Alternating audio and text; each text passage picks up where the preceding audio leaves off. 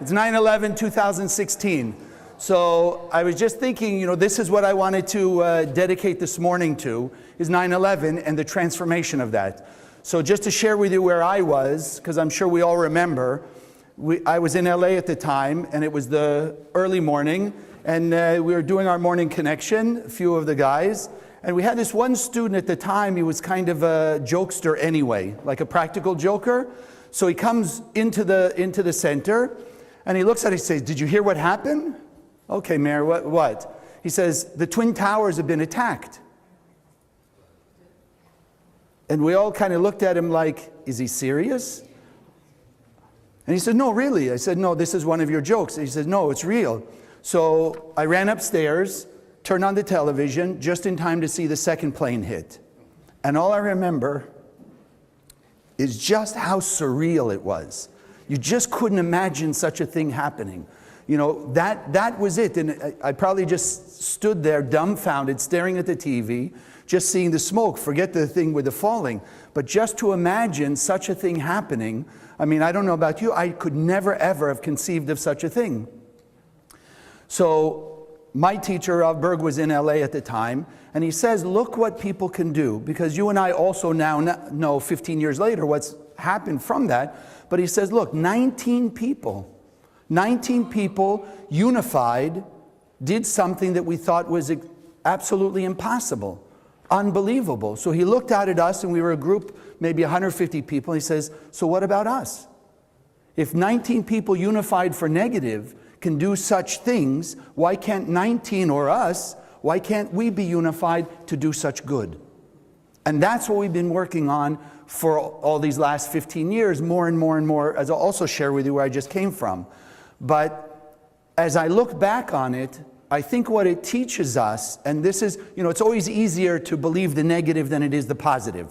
And that's why we have our affirmation every Sunday, and I encourage you to keep using it or something similar all the time, because we have to make the truth, which is eternal, overwhelm the lie and the falsehood and the darkness.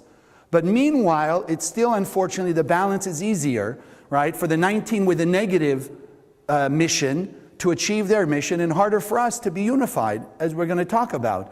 But what it awakened in me is the possibilities. For all the years I've been in the center, which is almost 30 now, my teachers, the Rav and Karen Berg, have been telling us immortality, peace on earth. I mean, they've been talking about things that the Kabbalists spoke about for thousands of years that we're just now coming to prove scientifically. So the real key for this morning is for us to understand we have the capability and the possibility to transform the planet. That's what we've got to keep in mind. If those 19 people could do what they did and transform literally the face of the world. I mean, look back the last 15 years. There's not a part on the earth, a place on earth that hasn't been affected and impacted by what happened 15 years ago. Some for good, there is good throughout, but also a lot for bad. More chaos, more pain and suffering, more war, more hatred, more violence going on than ever. And so this is what I wanted to speak about this morning. We have the ability to change that.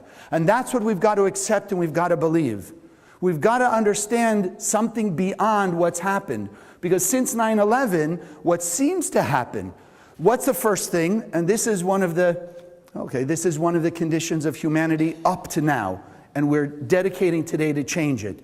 But 9/11 happened, people from all over the world, not just America, came to New York to start see if they can find survivors or help or do whatever. Where are they now?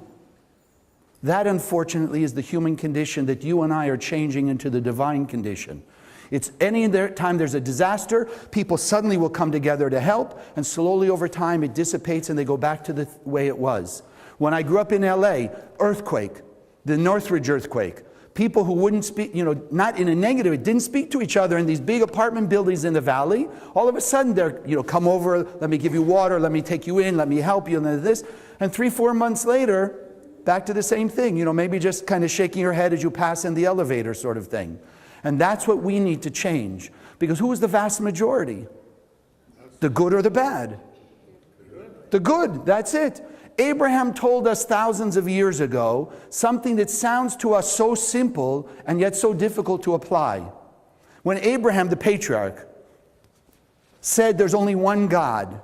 To you and I, okay, there's one God. But we didn't live at a time when people were worshiping the stars individually, the sun individually, the moon individually, the different planets individually, different nature things individually. He didn't really come up with anything unique per se. What he was saying was there is one quantum collective system. What you and I would call quantum physics is what he was describing. Yes, he didn't say there was no power in the sun, the moon, the planets, the earth, the stars, whatever, the grass, the animals, etc. He said no, but all of them are interconnected. That's what quantum theory is. You and I, what we're doing here in Boca this morning, whether we realize it or not, is having an impact on every human being on earth. That's really what he was awakening. The consciousness that yes, there's tremendous powers in the world. We talk about all the energy, nuclear energy, atomic energy, whatever, X-rays, all these things. They exist, they're power, but they're not separate, independent. They cannot act independent of everything else. Like my watch, all the gears on the watch work together, right? They do their own thing. Humanity, the point of Kabbalah, the point of the center, is to take away the divisiveness, because since 9/11, it seems to be getting more divisive. Everybody now, we define people by their race, by their color, by their creed, by their background, and even within that, which type of religion they are. Are they this type of Catholic or that type of Catholic, or this type of Muslim or that type of Muslim, or this type of Jewish or that type? Everything is divisive. It's not united, and that's what they did. That's the advantage that this opponent or this negative energy has in the world and has in our head. Divisiveness. Abraham was saying, no, we're all one. And the whole point of the Kabbalah Center that has a lineage for thousands of years from the original Kabbalists is to go beyond that. So we don't have Jews, Christian, Muslim, Buddhist here. We have children of God. We have human beings. And that's why the Rav and Karen always emphasize human dignity. Doesn't matter who you are, you have to have human dignity. Now, do I have to agree with everything that you say or do? No, but I have to have human dignity. My watch has to work, all the little gears have to work together to make the watch work.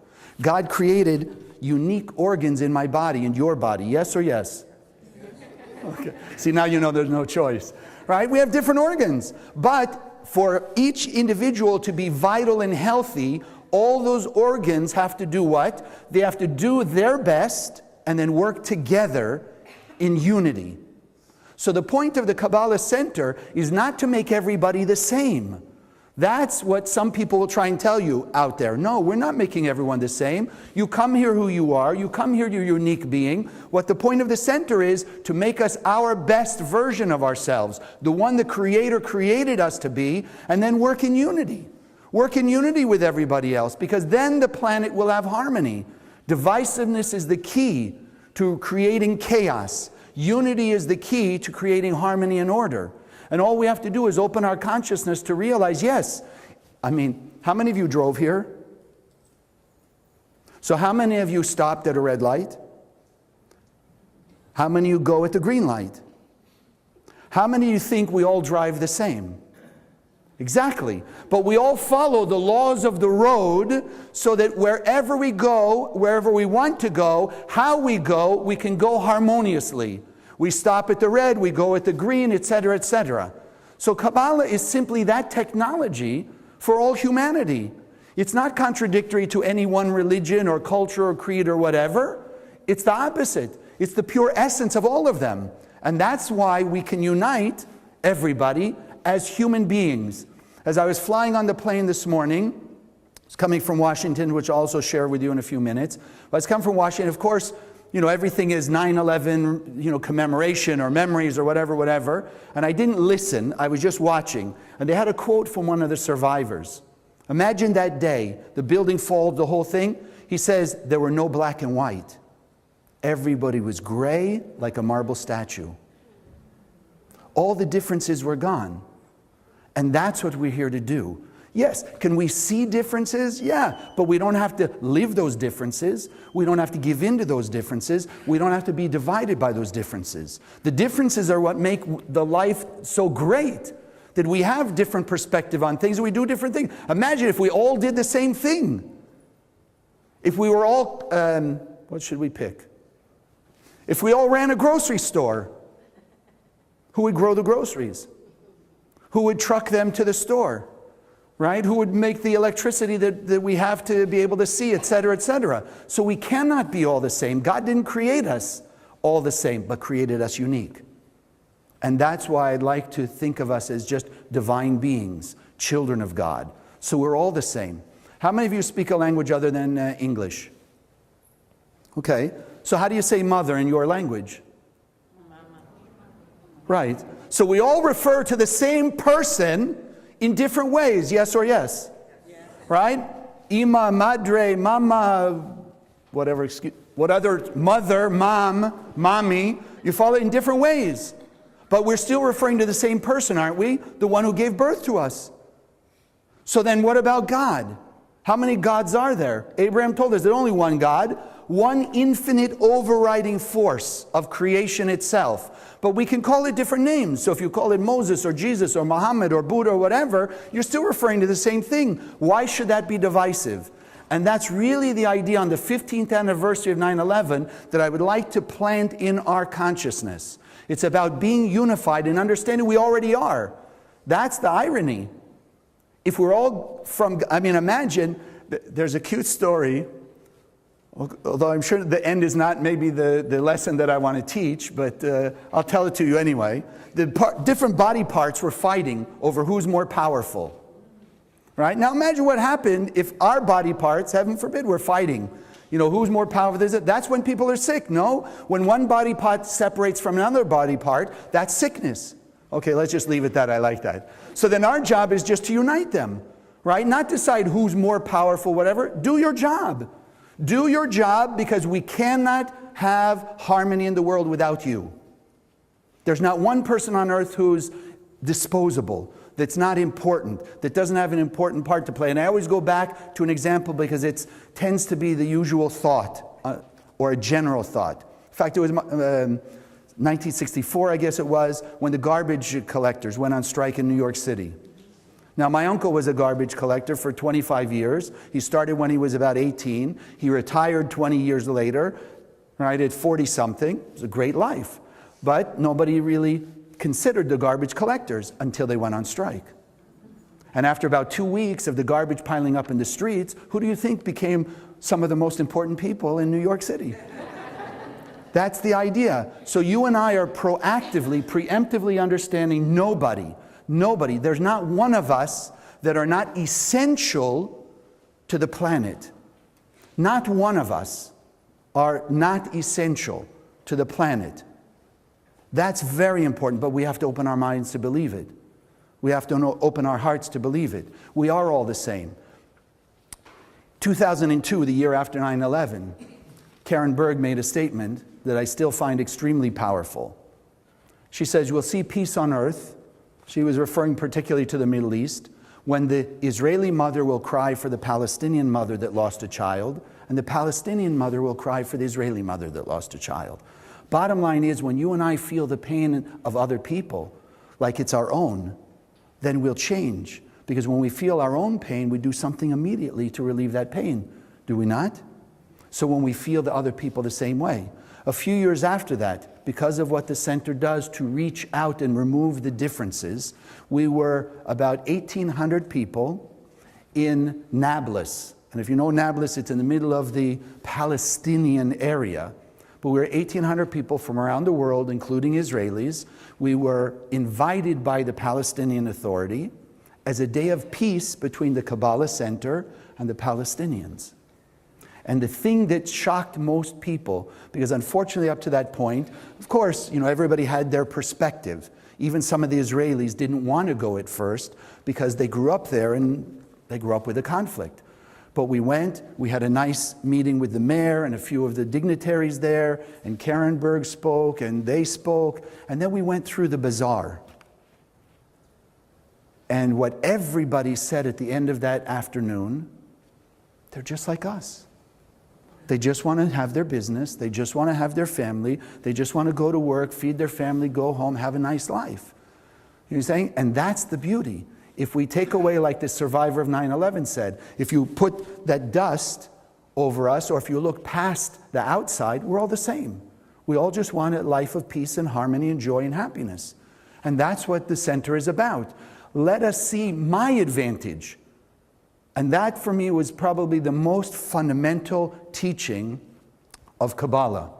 It's up to me. My life. If I want good, then I have to do good for others.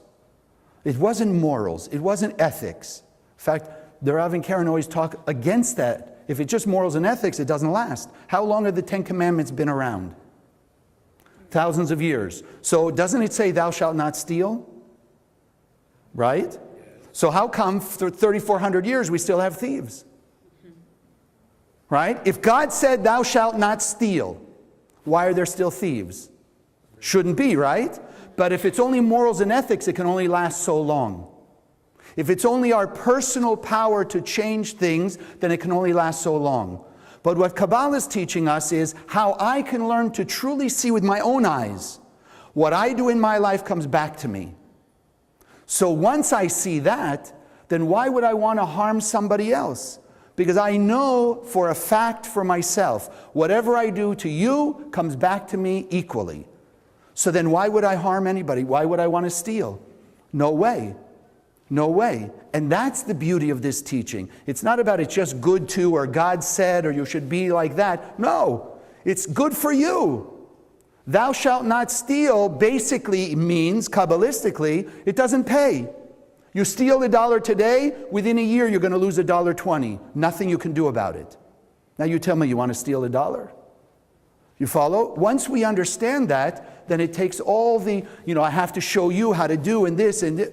Takes all the morals and ethics out of it, and it just comes down to, if I want a good life, I have to help you have a good life. That's what the center's doing. I just came back from Washington, D.C. We had a 5-day Zohar project. We have 80 people from around the country, the different centers, who gathered together just to walk out, and you've seen some of the videos here and there of previous ones. And we went to the offices of the Congress and the Senate, we went to the fire stations, police stations, we went to homeless shelters, we went to churches, mosques, etc. Because why? We see no difference. When you walk in here, the key is everybody is a human being, and we're all looking for the same thing because that's what God instilled in us. The desire for peace and harmony and joy and bliss and fulfillment. So we're all looking for it. The key is we want to look for it in the same pattern. I help you, the universe helps me. It's not necessarily if I help you, you'll help me directly. Maybe you will. But I know if I help you or I just share unconditionally, somehow there's a circuit that's going to come around through the universe. It's going to come back to me. And that's why these 80 people came together with their own time, their own effort, their own money, their own energy to go out and literally just hand out these books of the Zohar. To go offer it to fire stations, police stations, wherever. Because once the light is bright enough, we take away all the darkness. And once the darkness is gone, then it's going to be clear and easy to see, like I gave you the example. Steal $1, lose $1.20. Seek to do something negative to somebody, it's going to come back to you no matter what you do, inevitably. Then we'd all change, wouldn't we? So that's the power we have. And that's what I want to emphasize now. But the key is we have to believe it. And unfortunately, we tend to give in to our 5 senses and we don't always see it. We tend to see the chaos. Good people suffering, bad people getting away with things, etc. And it's hard to believe that there is cause and effect. Hard to believe that there are laws to the universe. Hard to believe we can make a difference. But for me, that's why I still remember those words of the Rav. 19 people in unity change the planet. If we're at least 9-1, 90% of the world good, even they'll say 10% not so good, who should win in a fight? I mean, if it's 9 against 1, the 9 will win, right? So that's the key. But what's the problem? Divide and conquer. We're busy with our own thing, doing our thing, and we don't believe we have the power. And I want us to understand we have that power. Goes back to the idea we're created in the image and likeness of God. It means we have all the power of God. We have the power in our level, in a microcosm, but we have that power. So we have the power to bless. We have the power to help transform people. The whole purpose of the center is transformation. Transform you, people will be interested. I mean, why have we grown from when we started a little over a year and a half ago to this group? Because somehow you saw good in somebody else, change in somebody else, and said, I want some of that. And then as we go out and continue that, more people will show up because they'll want some of the good we have. They'll want some of the peace of mind that we're gaining. So it's our job then to lead the way.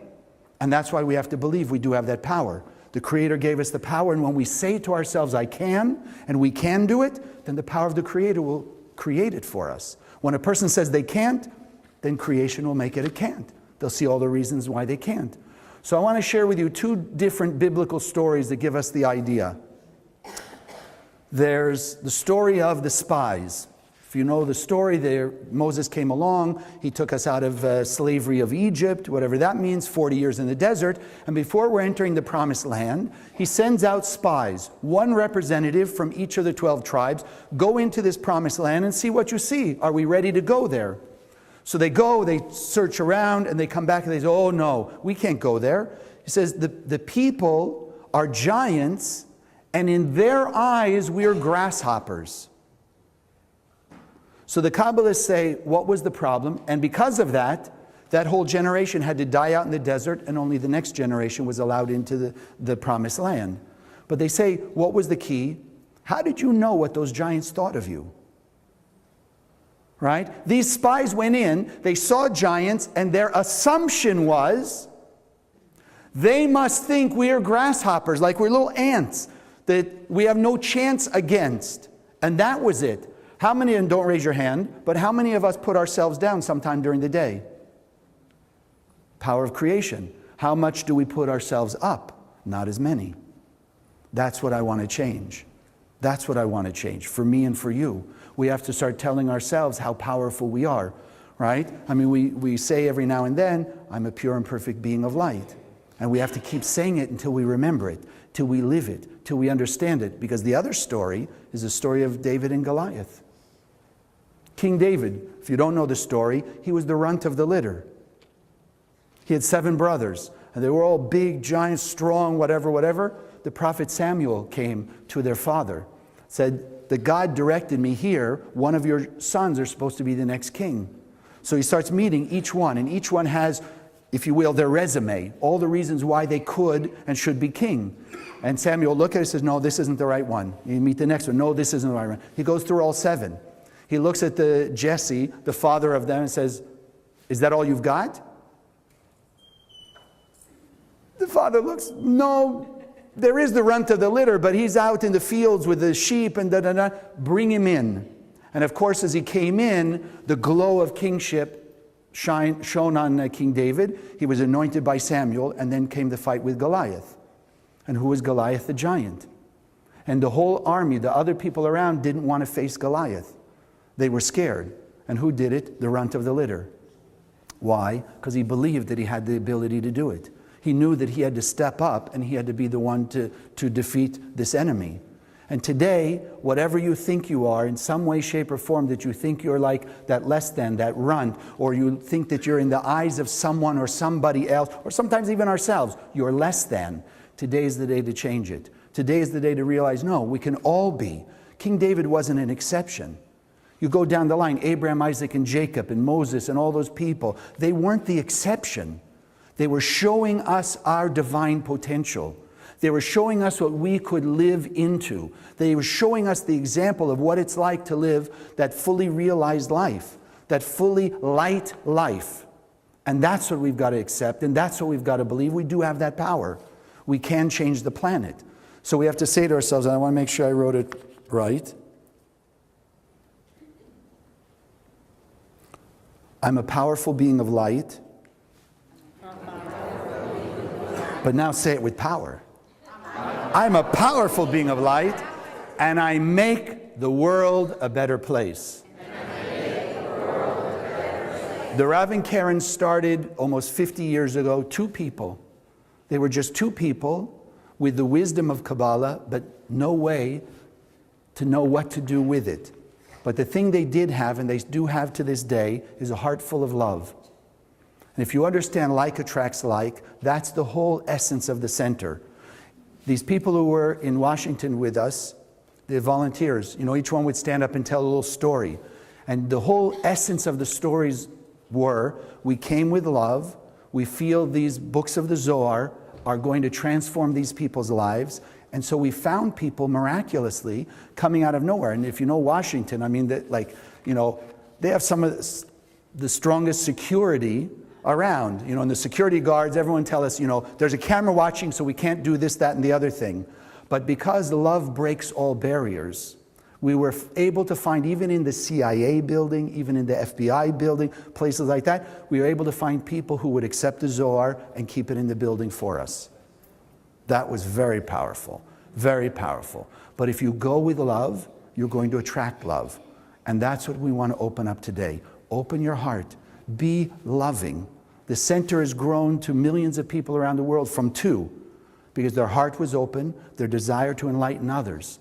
So we have to accept we have the power, we have the capability, and now is the time. 15th anniversary. We have the opportunity to decide today whether we're going to make the planet better because of our actions, or we're just going to let it go. And I remind you of King David. King David, the runt of the litter. It doesn't matter what you think of yourself. You have the power to defeat any Goliath in your life. And together, because the Creator's power through us has already set peace in the world, has set harmony, has set unity. All we have to do is live into it, and we will see peace on earth. There's no reason why it can't happen now, except our disbelief. So today I ask you to believe with all your heart and soul. Isn't it amazing? Heaven forbid people are in a bad situation, they'll pray for miracles. Yes? They'll seek miracles. I don't want us to wait to be in those kinds of situations. There's enough suffering, there's enough pain in the world. Thank God it's not us, or hopefully not our loved ones, etc. But let's now start creating the miracle of peace on earth before we come to that desperate point. God bless.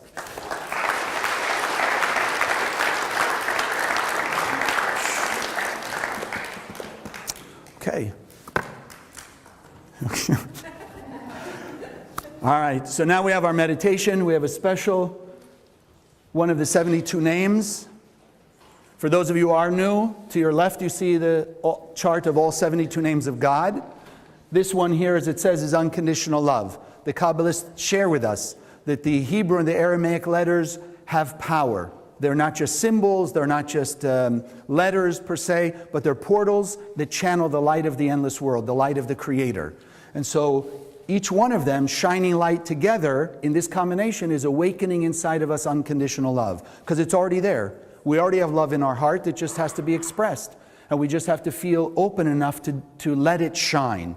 Even if people reject it, that's okay. You shine light on them. It's bigger than their rejection of it. That's what we want to know, and that's what we want to empower.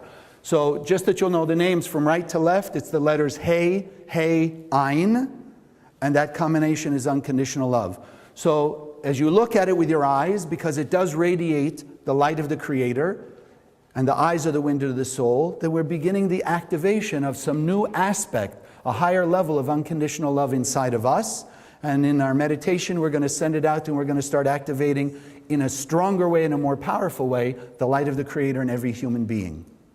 So just stare at it for a moment so you can have the shapes engraved in your mind's eye.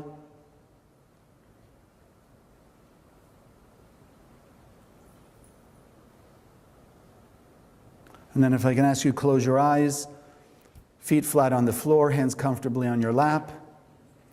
Just begin taking a few deep breaths. Breathing in through the nose, exhaling through the mouth.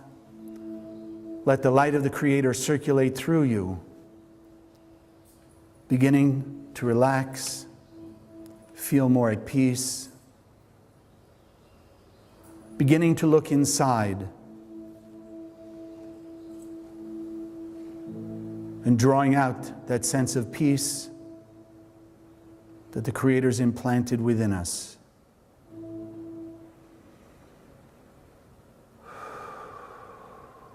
Breathing in, breathing out, letting go of any disbelief, any blockages.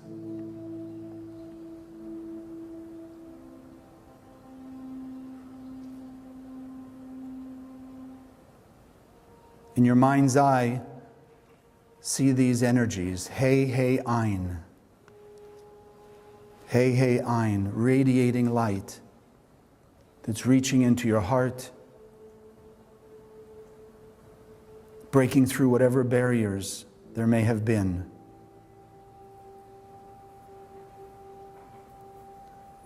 Awakening the DNA of the Creator of unconditional love.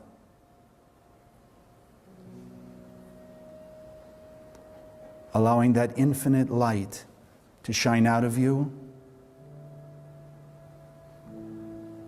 One, it's filling you from head to toe with this greater sensation of peace and harmony and serenity. Love and blessings that the Creator's already set out for you.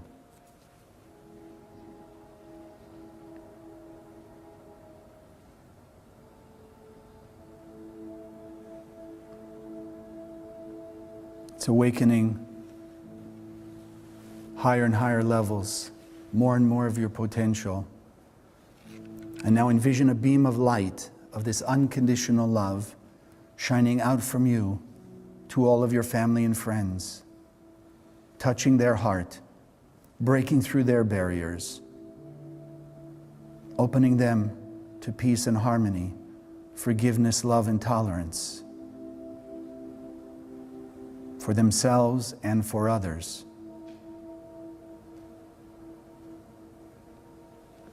And then see that light shining from them and extending to every human being on earth.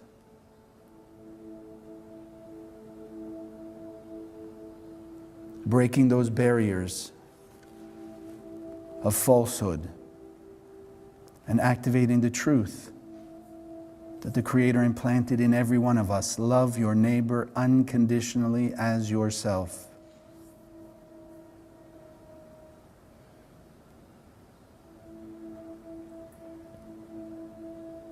And now, using this power,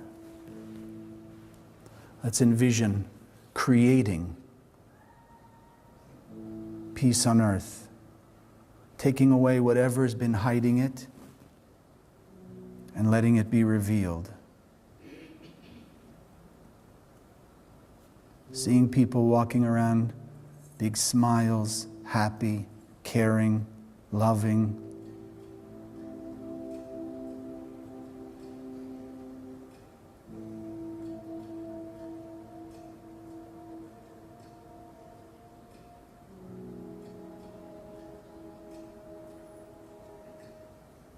See it clearly in your mind's eye.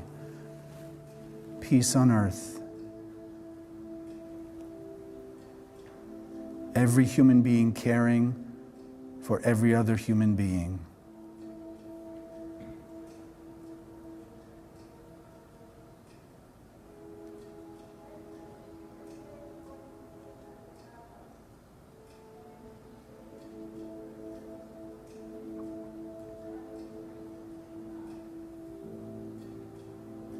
Love and harmony filling every human being, filling the planet.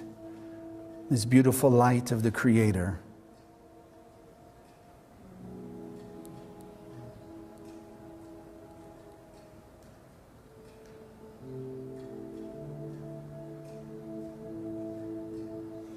Notice the greater sense of peace you already have.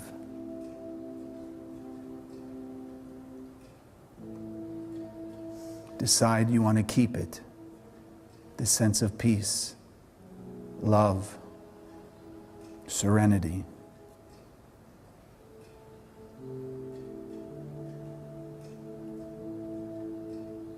Committing yourself to just shine this light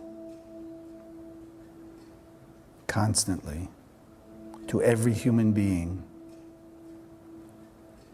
knowing that your light will dissipate all darkness.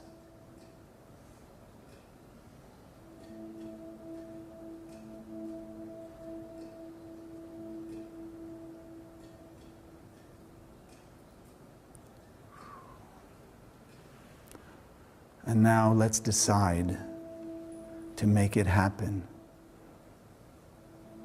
Now.